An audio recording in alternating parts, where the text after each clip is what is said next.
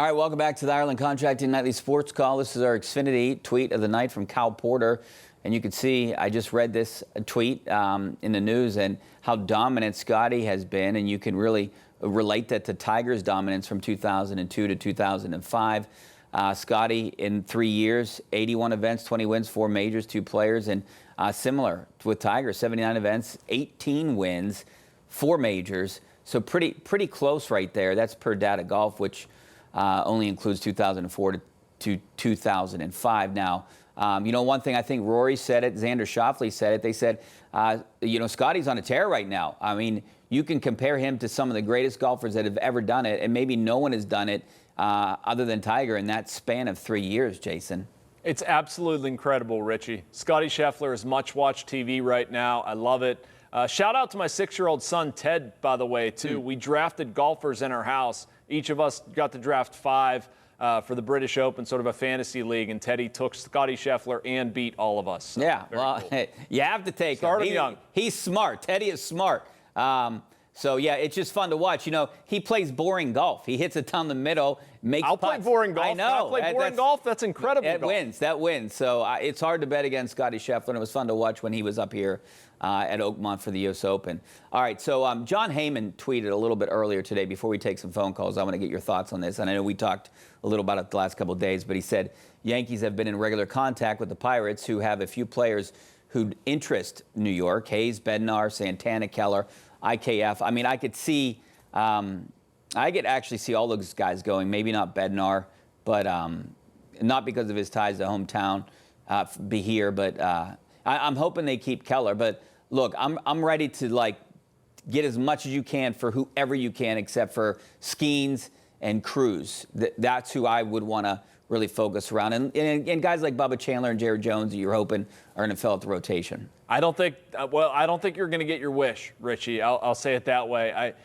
Look, what Heyman is saying is fairly obvious, and not to take a shot at John Heyman, but we're talking about the team that's out of it with tradable candidates talking to a team that's looking to add reinforcements at the deadline. Yeah, news at 11. Congratulations. That happens all the time. So, yeah, they're going to be in regular conversations. The question is how much the Pirates are willing to do, how much Ben Cherington is allowed to do. Isaiah Kiner-Falefa is an easy one, right? Like, he has a history with the Yankees, no big deal.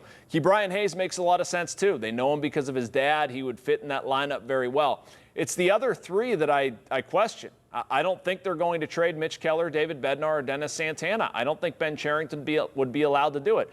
Now, he might have conversations about him, and they're not going to tell him explicitly, like, look, Ben, you're not allowed to trade these guys. But if Cherington brings a trade proposal to Bob Nutting, given Cherington's track record, I really don't see Bob allowing it. All right, let's go out to Bill in Allison Park. How you doing, Bill? Okay, thanks for taking my call. I appreciate the very realistic appraisal of the Pirates' woes. My question for Jason is, when you're very realistic in criticism, do you lose access to players and coaches and Bob Nutting? Not at all. Not at all. Yeah. I've had a lot of these same conversations with Bob. I've criticized him to his face. We've talked about it. Or with Pirates owner Bob Nutting. I'm sorry, I can't call him Bob.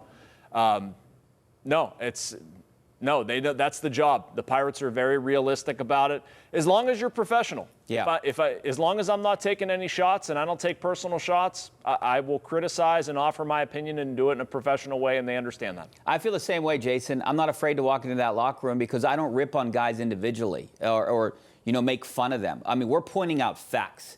We're going through history and what they're doing wrong. That's part of our job. They're not unaware of it, Richie. Yeah. Like, nobody over there is having a real good time. Bob Nutting's not having a real good time. Travis Williams, Ben Cherington, Derek Shelton when he was here, Donnie Kelly. They're not trying to lose, and they know this is part of the game. Let's go out to Russell in Greensburg. How you doing, Russell? Good. How you doing, man? Good. Thanks for calling. Hey, I just called in about the Pirates. The only way people in Pittsburgh are going to get it through their head is the only way Bob Nutting is ever going to get it through his head is when there's an empty stadium.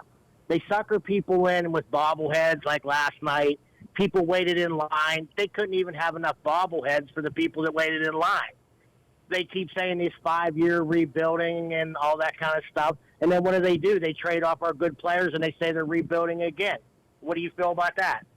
Yeah, I mean, I'm not waiting in line to get bobbleheads. I'm a baseball fan. I'm not a bobblehead fan, so that's why I don't like it. I think you attract a different crowd when you have bobbleheads and fireworks. They're families, and the bobbleheads are fans of Mac Miller or whoever it might be, or they want a collectible. Look, getting back to your original point, Russell, I don't know what it would do if there were 600 people there. I mean, look at some of the games at the end of last year. You could count the people out there. There were a couple hundred. I think it would have to start at the beginning of the season and no one show up, and then it would be a Major League Baseball problem, I guess, right? Yeah, I mean, Russell, look, if you don't feel like you want to support them, don't. And nobody should ever do that. And it's also not my job as a sports writer, as a media member, to tell you what to do with your money. If you don't want to support it, don't. I don't know if that would change what Bob Nutting would do or not. I mean, I'd have to imagine any business that loses its customers would have to sort of re-examine its business strategy, right? Like maybe that forces him to sell. I also don't know how you would convince an entire city of people to not go to a baseball game. I mean, it's fun. I would like to take my kids to a game. They want to go. They don't know. It's hard to explain to a 9 and 11-year-old and a 16-year-old that they're really bad. They just want to go see the park and walk around. So, I'm not going to tell you what to do with your money or what to do in your personal life. That's your decision to make. Let's go out to Carter in Greene County. How you doing, Carter?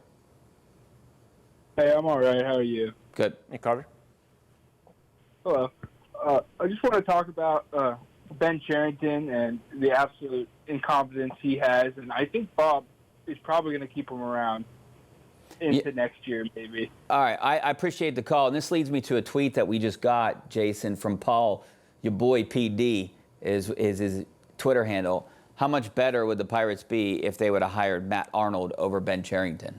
Oh, boy. Yeah, that's a tough one, man. The Brewers right now have won 10 straight. They just swept the Dodgers.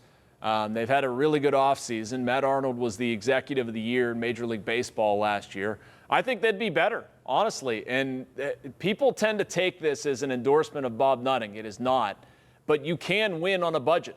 And Matt Arnold, with small market experience, probably could have come in here and done a lot of the things that are within the Pirates' grasp a lot better than Ben Cherington has done them. So, I mean, I can't give you a number and say that Matt Arnold would be 25 wins better or 50 wins better. But I bet you we don't have the mess on our hands right now if Matt Arnold was here. Jerry and Butler, how you doing, Jerry? If you think if they trade those 5 players that you mentioned to the Yankees, if they're struggling now, what would it be like without them? Who cares the rest of the season? I don't care what the rest of the season is like. In fact, I would like to see them get into that #1 overall pick again for the draft. I don't care how this season ends right now. I'm worried about next year. And can they be somewhat competitive? And I think that's the big question that needs to be answered right now, Jason. Well, and then why would you trade those guys? If you're going to try to compete for next year, why would you trade Mitch Keller, David Bednar? Well, because they need hitters. So I'm hoping if you can trade guys. Trade young pitching.